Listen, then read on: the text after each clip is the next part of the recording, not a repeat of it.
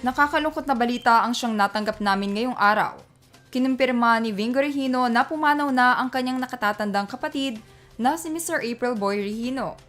Si April Boy ang tinaguriang jukebox king noong 90s kung saan sobrang sikat ng kanyang mga kanta tulad ng Di Ko Kayang Tanggapin at Sana'y Lagi Kang Kapiling na nakakuha ng Gold at Platinum Awards.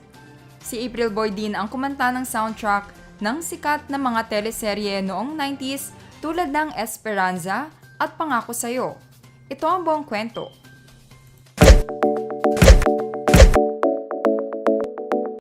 Si Dennis Regino Magluyuan Magdaraog o mas kilala bilang April Boy Regino ay namaalam na ngayon at kinumpirma ito ng kanyang mga kaanak. Kabilang ang anak nito na si JC Regino at asawa na si Madel Regino.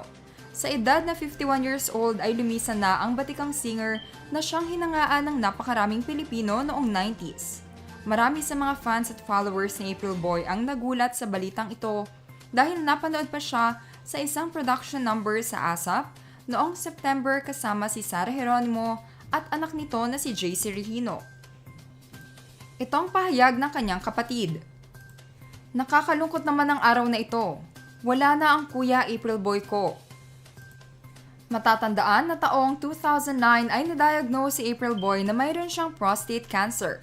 Ngunit nalagpasan niya din ito ilang taon pagkatapos magkaroon ng taning ang buhay niya. Ngunit hindi pa doon nagtapos ang pagsubok sa buhay ni April Boy dahil taong 2013 ay nagkaroon naman siya ng sakit sa puso at lumala din ang kanyang diabetes na naging sanhi ng kanyang pagkabulag. Kinailangan din niyang talikuran ang kanyang pagpe-perform at pag-awit upang mag-focus sa pagpapagaling. Kaya naman nagpasya siyang magpaalam sa showbiz taong 2013. Ito naman ang ilan sa kanyang interviews at mga pahayag noon. Akala ko wala akong kamatayan. Palagay ko po, sikat na sikat ako noon eh. Hindi ko na po naalala yung dating buhay ko. Nagaling pala akong squatter. Akala ko wala akong kamatayan. Parang Superman ho ako dati. Pagkatapos po noong nagkasakit ako, doon ko nalaman na ang tao pala ay nagkakasakit. Akala ko habang buhay akong masaya, maligaya. Dahil ho ang lakas ng kita ko doon sa Amerika. Sikat na sikat pa din ako doon. Hanggang dumating ang mga pagsubok na hindi ko akalain na darating sa akin. Pagka sinabing cancer, mabibigla ka na lamang sa sarili mo. Cancer? Mamamatay na ako? Umiyak na po ko noon, sabi ko, parang mamamatay na ako. Matigas ho ang ulo ko. Kasi basta po gagaling na ako, umiinom po ako ng beer. Yun po ang kahinaan ko. Malakas po ako uminom ng beer. Nakakasampu ako sa isang araw. Nabigla po siguro ang katawan ko na tumatanda na pala ako. Kasi ang sarap po sa showbiz, party-party. Tumaas po yung diabetes ko. Pumutok po yung mga ugat ng mata ko. Sobrang iyak ko na po noon.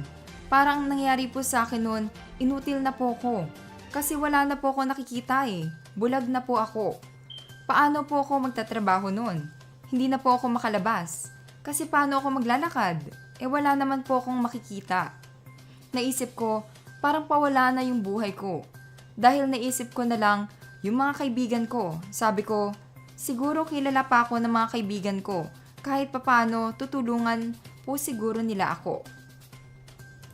Wala na po akong trabaho Hindi na po ako makakakanta dahil parang bumagsak na yung langit sa akin Wala na po akong mata. Tinawagan ko ngayon si Willie Revillame. Binigyan po ako ng tulong na 100,000 pesos. Unang opera ho yun Tapos, hindi naging successful kasi dumugo pa din ng dumugo yung mata ko. Pangalawang opera ho sa akin, tumulong naman sa akin si Manny Pacquiao. Binigyan ho ako ng 500,000. Para bang gusto ko nang mawala? Opo. Kasi ho, ang yabang-yabang ko dati. Ang dami pong humahanga sa akin. Tapos, nung naranasan ko na po, yung nabulag na po ako, lagi na lang akong nasa kwarto, nasa kama. Matutulog ako at pinapaliguan ng misis ko. At pinapakain ho ako. Iyak ho ako ng iyak sa sarili ko. Sabi ko, wala na akong patutunguhan, bagsak na ako. Isa na lang pag-asa ko. Siya lang ang makakatulong sa akin. Siya lang ang buhay ko. Huminga ako ng tawad sa kanya. Nag-Bible study po kami. Niyaya po ng misis ko mga kamag-anak niya para ipagdasal ako. Ayon pa sa balita na aming natanggap ay dahil sa mga pagsubok na dumating at nalagpasan ni April Boy noon ay nagbalik loob siya sa Panginoon at nagsulat siya ng mga inspirational at Christian songs. Kahit pa sunod-sunod ang mga pagsubok sa buhay ng nasabing singer ay hindi ito sumuko sa buhay at patuloy siyang nagsumikap upang magbigay inspirasyon sa ibang tao. At kahit sunod-sunod ang dagok sa buhay nila, ay hindi naghirap ang kanyang pamilya dahil marunong humawak ng pera ang kanyang asawa na si Madel Regino at parehong masipag magtrabaho ang kanyang dalawang anak na sina JC Regino at Charm Regino na pareho nang nakabase sa ibang bansa. Ibinahagi din ni Madel Regino na isa sila sa mga nasalanta ng bagyong Ulysses at ang bahay nila sa Makati pati na rin ang kanilang resto bar ay binaha at nasira ang marami sa kanilang ari-arian. Kaya naman talagang nakakadurog ng puso na pagkatapos ng sakuna na nangyari sa kanila ay ngayon naman sumakabilang buhay ang kanyang asawa na si April Boy Regino. Sa kabila ng mga kaganapan na ito ay nananatili daw na matatag si Madel at patuloy pa din ang kanyang tiwala at pagdarasal sa Panginoon na malalagpasan nilang pamilya ang malaking pagsubok na ito. Sa ngayon ay wala pang nagiging update ang kanilang pamilya kung ang komplikasyon nga ba sa kanyang sakit ang naging dahilan ng maagang paglisan ng jukebox king na si April Boy. Ngunit ayon sa aming source ay sa tamang panahon maglalabas din ng kanilang buong statement ang pamilya ng batikang singer. Again, kami ay nakikiramay sa pagkawala ng isa sa mga OPM idols na si Dennis Regino Magluyuan Magdaraog o mas kilala bilang April Boy Regino. Ito naman ang huling performance sa stage ni Mr. April Boy kasama ng kanyang mga kapatid na tinaguriang April Boys.